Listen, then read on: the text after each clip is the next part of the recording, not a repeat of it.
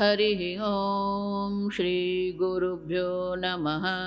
हरिः ॐ। ॐ सदाशिवसमारम्भां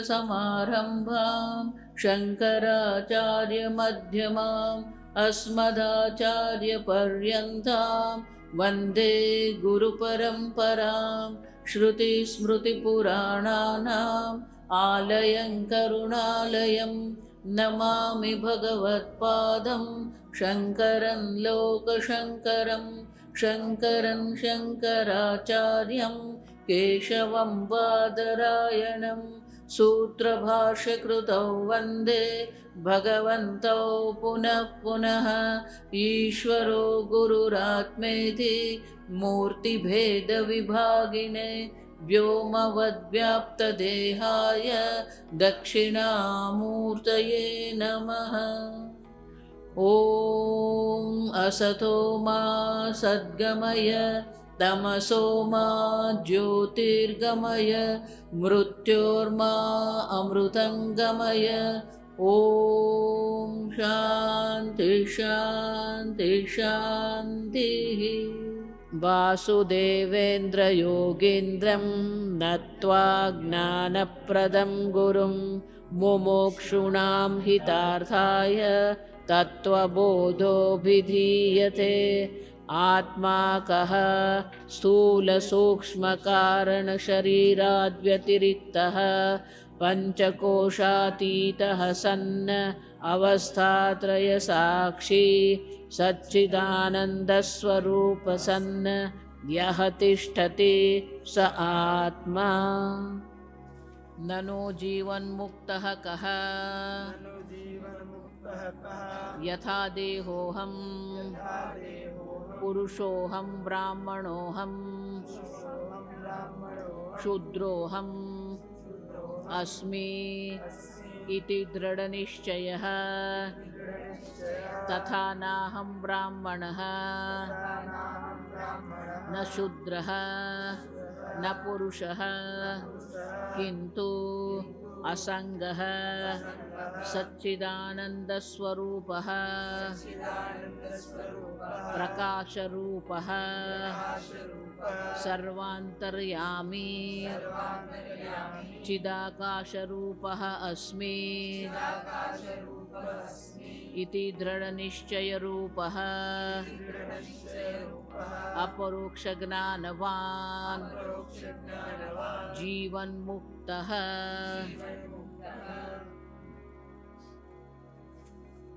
आदि शंकराचार्य जी कह रहे हैं कि अज्ञान अवस्था में जैसे यथा देहोहम, वो जितना दृढ़ है उतनी ही दृढ़ता आप कहाँ पर है? नाहम देहः नाहम ब्राह्मणः नाहम शूद्रः। आप देखिए दृढ़ निश्चय रूप, ये दृढ़ता आवश्यक है। उतना ही नहीं, असंगः सच्चिदानंद स्वरूपः प्रकाश स्वरूपः। सच्चिदानंद कह दिया, चित स्वरूप कहा, फिर भी कहते हैं प्रकाश रूपः। क्यों? क्योंकि आप स्वतः सिद्ध स्वप्रकाश चैतन्य स्वरूप है। आपके प्रकाश से ही ये संपूर्ण जगत प्रकाशित होता है। देखो, इसलिए मैं पूछती हूँ ना, सूर्य है इसलिए देख रहे हैं या आप देखते हैं इसीलिए सूर्य है? सामान्यतः हम क्या सोचते हैं? सूर्य है इसलिए देख रहे हैं। अगर सूर्य है और देख रहे हैं तो प्रज्ञा चक्षु को भी सूर्य का अनुभव होना चाहिए, क्योंकि है सूर्य। सूर्य दर्शन को सिद्ध नहीं करता है, आपका दर्शन सूर्य को सिद्ध करता है। उपनिषद का एक प्रकरण है ज्योति ब्राह्मण, बहुत सुंदर कहते हैं कि सूर्य जो प्रकाशित हो रहा है, किससे प्रकाशित हो रहा है? इंद्रिय ज्योति ही आपकी इंद्रिय में वो जो प्रतिबिंबित चैतन्य है जिससे ये सूर्य भी प्रकाशित होता है, और इसीलिए प्रकाश रूप है, संपूर्ण ब्रह्मांड को प्रकाशित करने वाले आप है। देखो दक्षिण में आप जाएंगे तो कर्पूर आरती करते हैं। ये हम लोग तो वो कर्पूर शब्द देख के ही कर रहे हैं, कर्पूर गौरम करुणाम, वहां वो कर्पूर शब्द है इसीलिए हम प्रयोग करते हैं। वहां शंकर भगवान का वर्णन है। शंकर भगवान कैसे है? कर्पूर गौरम, कर्पूर का जो श्वेतता है वही भगवान का वर्ण है।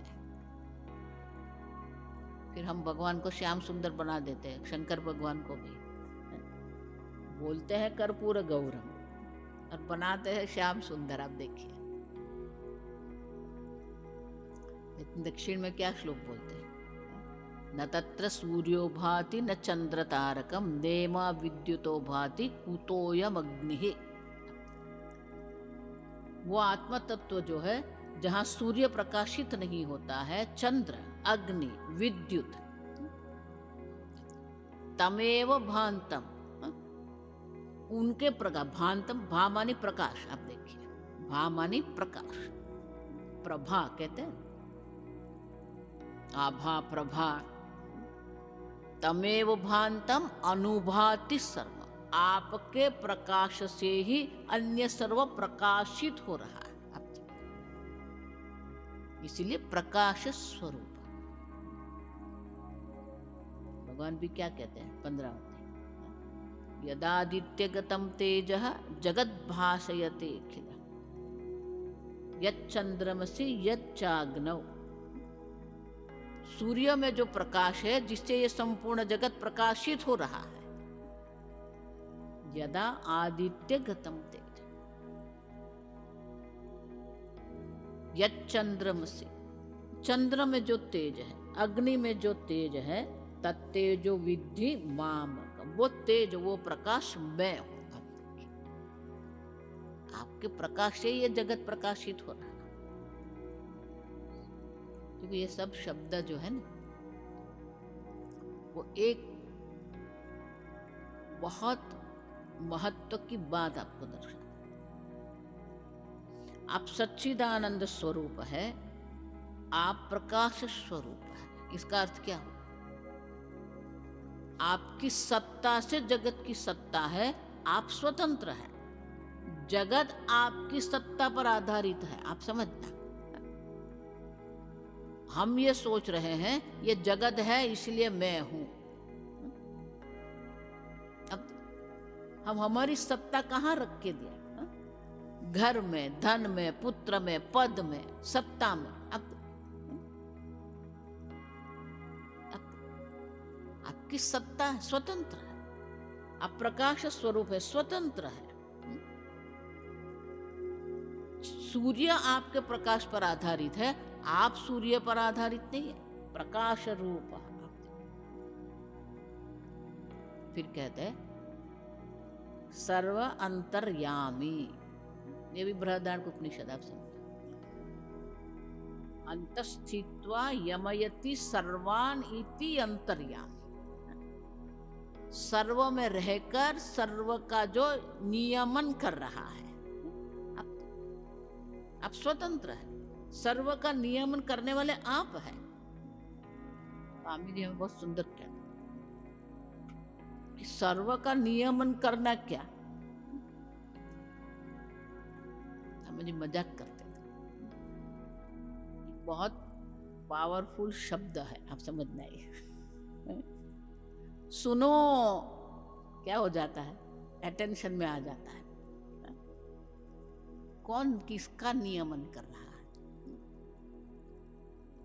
समझ रहे? सर्व अंतर्यामी, सर्व में रहकर आप जो सच्चिदानंद ब्रह्म है, सर्व का नियमन करने वाले हैं। आप स्वतंत्र है, अंतर्यामी, आकाश में, वायु में, अग्नि में। आप समझो, सर्व पंच महाभूत का भी नियमन करने वाले आप हैं। सर्व उपाधि का नियमन करने वाले भी आप हैं, सर्व देवताओं का भी नियमन करने वाले आप हैं। आदि भौतिक जगत देखो पंच महाभूत, आध्यात्मिक जगत देखे उपाधि, आप देखिए शरीर मन इंद्रिय प्राण, आदि दैविक जगत जो है सर्व माने क्या? ये सर्व शब्द जो है ना, हमारा सर्व शब्द क्या है आप देखिए। घर में शादी है, सबको बुलाना है, सबको बुलाना क्या? पूरा भोपाल बुलाएंगे आप? अब देखिए किसको हम सर्व कहते हैं? हमारा सर्व भी मर्यादित है, आप समझना। जिस अपार्टमेंट में रहते हैं वो अपार्टमेंट में के पूरे अपार्टमेंट को आप नहीं बुला रहे हैं, आप समझ। हमारा सर्व भी मर्यादित है। मैं सबको जानता बोलते हैं ना,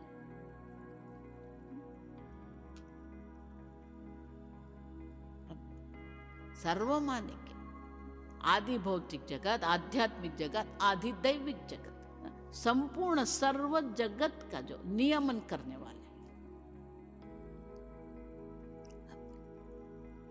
अंतर, अंतर माने अंदर रहकर, आप देखिए उपाधि में रहकर उपाधि का नियंत्रण कर रहे हैं। आदि भौतिक जगत में सत्ता चित सच्चित स्वरूप रहकर वो सबका नियमन कर रहा है। तो बोले ये नियमन कर रहा है तो थक जाएगा कि नहीं? कि नहीं। वो नियमन करने वाले जो होते हैं ना, अब सिक्योरिटी वाले होते हैं ना, क्यों? ये नियमन करना भी सहज है, आप समझ। क्यों? उनकी सत्ता मात्र से ही ये है। नियमन करना माने उनकी सत्ता से ही ये सूर्य है, उनकी सत्ता से ही चंद्र है। आप वो सत्ता है जिसकी सत्ता से सूर्य की सत्ता है, आप वो प्रकाश है जिसके प्रकाश से सूर्य प्रकाशित हो रहा है। मानिए नियमन शब्द जो है वो कोई प्रयास, आप समझ, कर्तृत्व नहीं दर्शाता है, आप समझो, नहीं तो गड़बड़ करेंगे फिर। सबका नियमन करने वाला मैं हूं। आपकी सत्ता मात्र से ही सबका नियमन हो रहा है, आपके चित्त से ही सर्व प्रकाशित हो रहा है।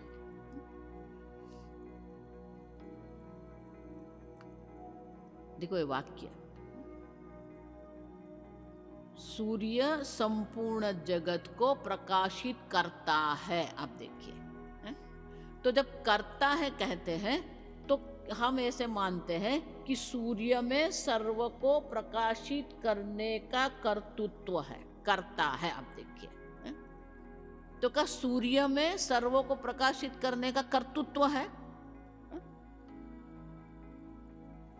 अब देखिए, सूर्य के सानिध्य मात्र से ही सब प्रकाशित हो जाता है। सूर्य को प्रकाशन करने की क्रिया करनी पड़ेगी क्या? है? सूर्य के सानिध्य मात्र से ही सब प्रकाशित हो जाता है, आप समझो। स्वामी जी अग्नि का दृष्टांत, ठंडी के दिन होते हैं ना, तो वो लकड़ी जलाकर बैठते हैं, है ना। तो वो कर रहा था तो उसकी अंगुली जल गई, तो बोले ए अग्नि, ये मेरी अंगुली जला दिया। हाँ मैंने जलाया। क्यों जला दिया? मैं तेरे पीछे दौड़ा नहीं हूं, तू मेरे पास आया। आप देखो, तो अग्नि में दहन क्रिया करने का कर्तृत्व है। अब देखिए, अग्नि में दहन क्रिया करने का कर्तृत्व है। तो अगर आप पूछेंगे क्यों दहन किया, तो मैं किसी को जलाता नहीं हूं। अब देखिए, आप समझ रहे हैं? अग्नि के स्पर्श मात्र से ही जलन होना ही है, दहन होना ही है। अग्नि को दहन क्रिया करने का कोई कर्तृत्व है वहां नहीं है। आप समझो, सर्वांतर्यामी माने ये नियमन करने का कर्तृत्व नहीं है। आप समझना, ये तो गड़बड़ करेंगे आप। स्वामी जी ने बोला मैं सबका नियमन करने वाला हूं।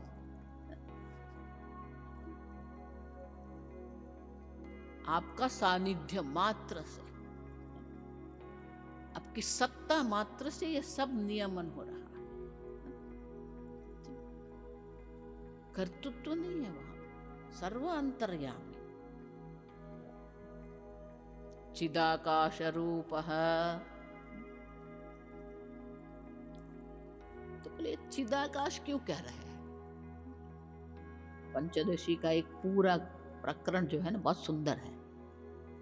वहां विद्यारण्य मुनि ये आकाश का दृष्टांत लेते हैं। अब देखो, घटाकाशः, महाकाशः, मेघाकाशः। अब देखिए, आकाश में अनेकता दिखेगी, लेकिन आकाश अनेक है। घट में भी आकाश है, घटाकाशः, मठाकाशः, महाकाशः, मेघाकाशः। अब देखिए, जल में, पात्र में जल है तो जल में भी आपको क्या दिखेगा? जलाकाशः। अब देखिए, तो आकाश अनेक है।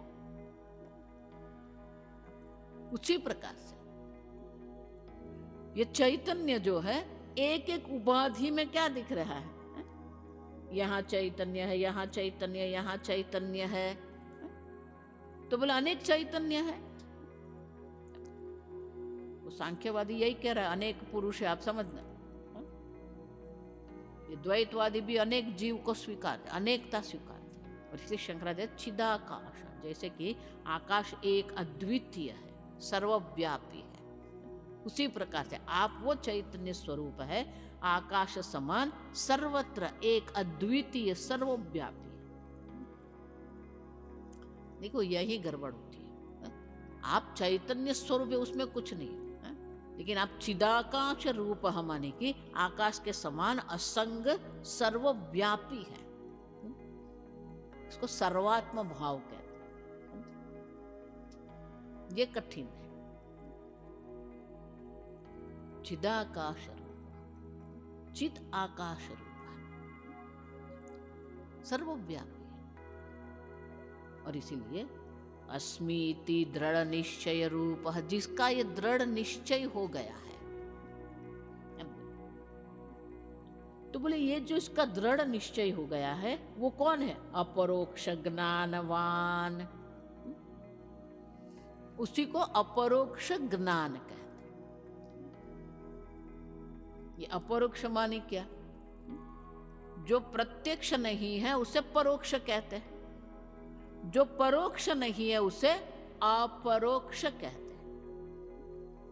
प्रत्यक्ष मानी जो 5 इंद्रियों का विषय है, जो 5 इंद्रियों के प्रति अक्ष, प्रति मानी सामने, प्रति अक्ष जो इंद्रियों के सामने है उसे प्रत्यक्ष कहते हैं। जो इंद्रियों के सामने नहीं है लेकिन परोक्ष प्रमाण से जिसको आप जानते हैं वो परोक्ष है।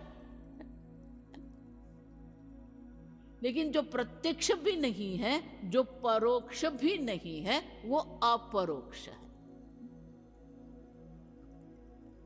तो बोले अपरोक्ष माने क्या? मैं बहुत सरल भाषा में आपको कह रही हूं। जिसको जानने के लिए किसी भी प्रमाण की प्रवृत्ति की आवश्यकता है ही नहीं। आप है, किस प्रमाण से आप है? आधार कार्ड है इसलिए आप है?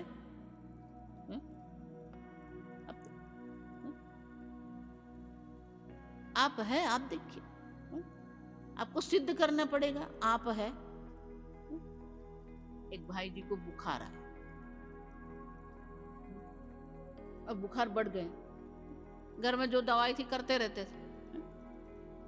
फिर डॉक्टर को बुलाया, डॉक्टर ने दवाई दे दी बुखार उतारने के लिए, वो दवाई लेके सो गए।